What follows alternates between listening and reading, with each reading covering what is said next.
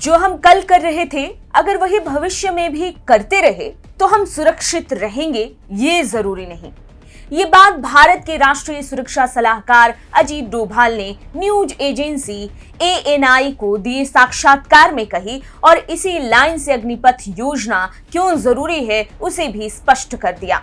अग्निवीर बनने के लिए डोभाल ने युवाओं को प्रेरित भी किया और शरारती तत्वों को आड़े हाथों भी लिया। नमस्कार, आप देख रहे हैं TFI, जो है देश का सबसे विश्वसनीय ऑल्टरनेट न्यूज मीडिया पोर्टल। मैं पद्माश्री शुभम आपको अवगत कराऊंगी कि कैसे अजीत डोभाल ने गागर में सागर भरते हुए बड़े ही तेजस्वी ढंग से अपने बयानों द्वारा अग्निपथ योजना का विरोध करने वाले हर अति बुद्धिजीवी को सत्य और असत्य का भेद करा दिया। तो चलिए अविलंब आरंभ करते हैं। दरअसल जिस दिन 14 जून को भारत के रक्षा मंत्री राजनाथ सिंह ने अग्निपथ योजना लॉन्च की है, देश भर में कई जगहों पर आगजनी, लूटपाट, दंगे जैसी स्थितियां पैदा कर दी गईं और देश को आग में झोंकने के एक षड्यंत्र का प्रादुर्भाव हो गया।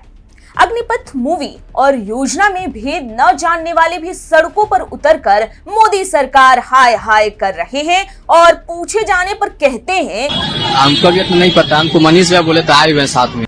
ये तो बड़ी विडंबना है कि चंद पैसों के लिए अग्निपथ योजना के विरोध में दिव्यांग भी कूद पड़े और जमकर बवाल काटा, ट्रेनें जलाईं। इन सभी घटनाक्रमों को देखते हुए बेहद आवश्यक था कि कोई शीर्ष अधिकारी या मंत्री आए और सभी दुख, दर्द, पीड़ा और वेदना का इलाज करे। ऐसे में मंगलवार को भारत के राष्ट्रीय सुरक्षा सलाहकार अजीत डोभाल ने अपनी राय और सामान्य रूप से उठ रही कुंठाओं के निवारण के लिए साक्षात्कार में प्रत्येक बिंदु पर विगतवार बात रखी। एक लंबे अनुभव और तपिश झेलने वाले अजीत डोभाल ने बताया कि अग्निपथ योजना का अर्थ भी उसी की तरह है।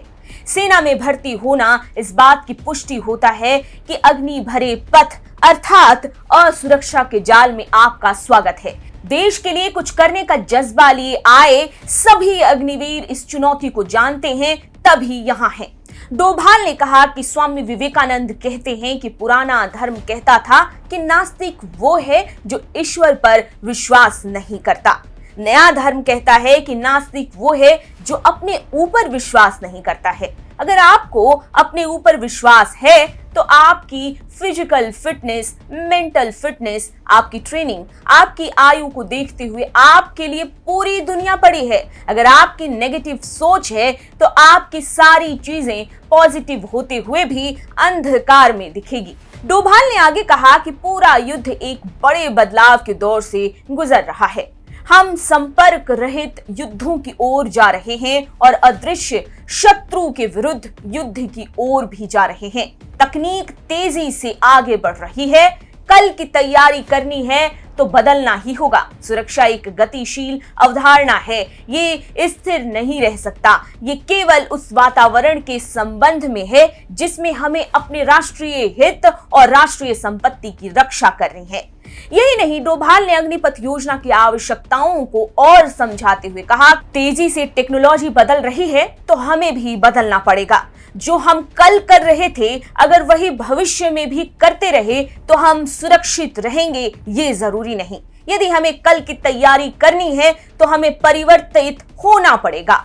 आज भारत में बनी AK-203 के साथ नई असॉल्ट राइफल को सेना में शामिल किया जा रहा है। ये दुनिया की सबसे अच्छी असॉल्ट राइफल है।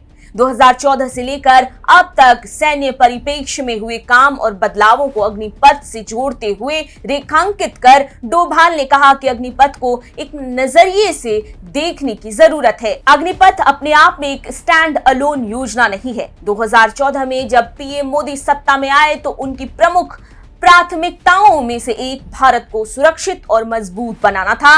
इसके लिए कई रास्ते, कई कदम उठाए गए जिनकी आवश्यकता थी। पिछले 8 सालों में स्ट्रक्चरल सुधार बहुत सारे हुए। 25 साल से CDS का मुद्दा पड़ा हुआ था। राजनीतिक इच्छा शक्ति न होने के कारण इसको अमल में नहीं लाया जा सका था।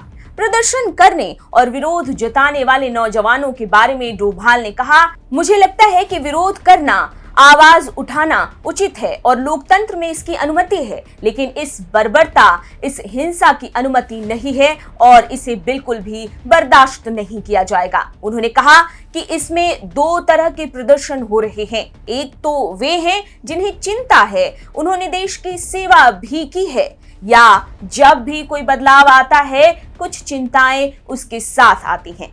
हम इसे समझ सकते हैं। जैसे जैसे उन्हें पूरी बात पता चल रही है वे समझ रहे हैं। जो दूसरा वर्ग है उन्हें न राष्ट्र से कोई मतलब है, न राष्ट्र की सुरक्षा से मतलब है। वे समाज में टकराव पैदा करना चाहते हैं। वे ट्रेन जलाते हैं, पथराव करते हैं, प्रदर्शन करते हैं। वे लोगों को भटकाना चाहते हैं। 100 बात की एक बात यह है कि सदा एक समय नहीं रहता। अपने हित और स्वार्थ की पूर्ति और उन्हें साधने के लिए कोई भी नौजवान सेना में नहीं जाता। उसके भीतर देश की सेवा और अपना फर्ज निभाने की पूरी ललक होती है, इसलिए वो सेना में भर्ती होने जाता है। ऐसे में अजीत डोभाल के उक्त सभी कथनों से उन अति बुद्धिजीवी प्रवृत्ति वालों को कुछ सकारात्मक ग्रहण करने की बहुत जरूरत है।